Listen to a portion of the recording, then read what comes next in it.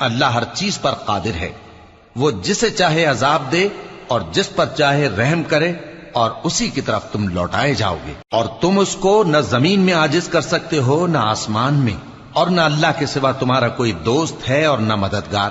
اور جن لوگوں نے اللہ کی آیتوں سے اور اس کے سامنے حاضر ہونے سے انکار کیا، وہ میری رحمت سے نا امید ہو گئے ہیں، اور ان کو درد دینے والا عذاب ہوگا۔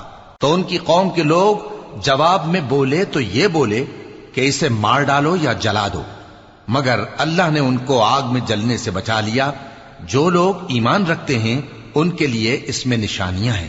اور ابراہیم نے کہا کہ تم جو اللہ کو چھوڑ کر بتوں کو لے بیٹھے ہو تو دنیا کی زندگی میں باہم دوستی کے لیے، مگر پھر قیامت کے دن ایک دوسرے کی دوستی سے انکار کر دو گے اور ایک دوسرے پر لعنت بھیجو گے، اور تمہارا ٹھکانہ دوزخ ہوگا اور کوئی تمہارا مددگار نہ ہوگا۔ پس ان پر ایک